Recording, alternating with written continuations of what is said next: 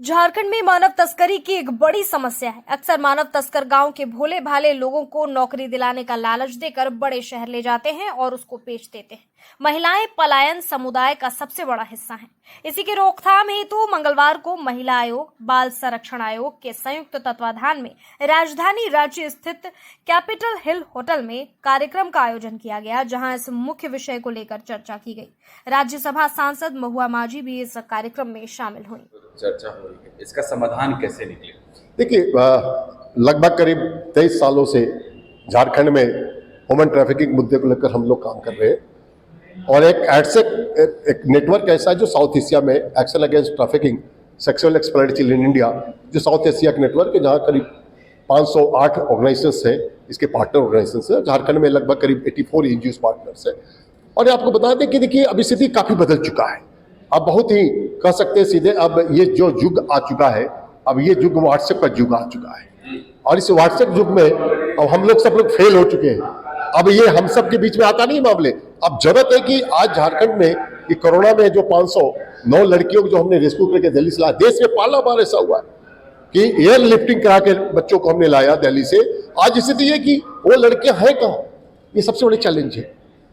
और इसी चैलेंज को लेकर हमने राष्ट्रीय महिला आयोग और राष्ट्रीय बाल अधिकार संरक्षण आयोग, राज्य बाल अधिकार संरक्षण आयोग, सबको मैं, क्योंकि मैं कमीशन में रहा हूँ, 2-3 कमीशन में रहा हूँ इस राज्य में, तो मुझे पता है कि कितना सेंसिटिव है, कितने ज्वलंत मुद्दे। इस मुद्दे को लेकर अब एक आसान बात नहीं है कि सरकार की बस की रोग नहीं है। अभी इस सरकार से चला गया, इस सरकार की बस नहीं। जब तक समाज के हर व्यक्ति के बीच में और जब तक हम जागरूकता के साथ साथ उनके रोजगार के साधन को जब तक हम नहीं सुनिश्चित करेंगे, तब तक हम इनको रोक पाना हमारे लिए बहुत बड़ी चुनौती है। क्योंकि देखिए, अब स्थिति है कि हमारे जितने भी जजेज हैं, जुडिशरी है, सब लोग लगे हैं। आईबी है, देश में पहला बार है कि हम सबका प्रयास से आज इस पूरे मामला को आईबी को दे दिए गए हैं। पन्ना लाल के जो मामला देख रहे होंगे आप, आज देश में पहला ऐसा केस है जहां पन्ना लाल गिरोह को आईबी और सीबीआई भी दिए गए। तो कहीं ना कहीं ये सरकार संवेदनशील है।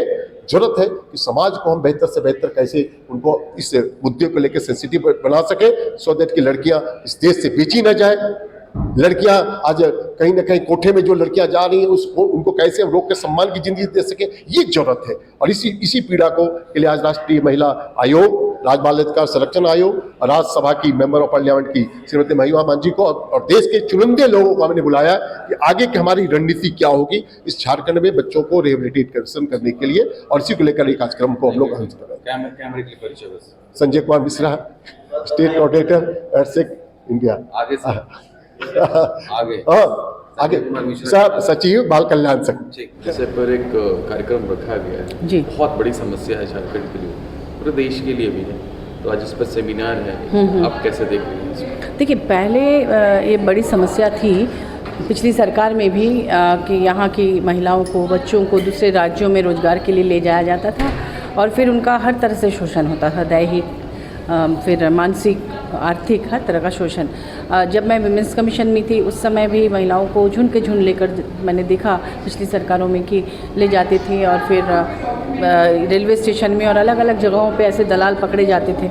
लेकिन बाद में अभी हमारी सरकार जब से आई है, माननीय मुख्यमंत्री जी की, इन्होंने कहा कि जब कोविड के समय में सारे वर्कर्स को वापस लाया गया तो उनका एक ही कहना था कि अब कोई भी यहाँ से बाहर ना जाए। इसके लिए हम ऐसी योजना लॉन्च करेंगे कि झारखंड में ही हमारी बहनों को, बेटियों को सम्मानजनक रोजगार मिल जाए, उनको प्रशिक्षण मिल जाए।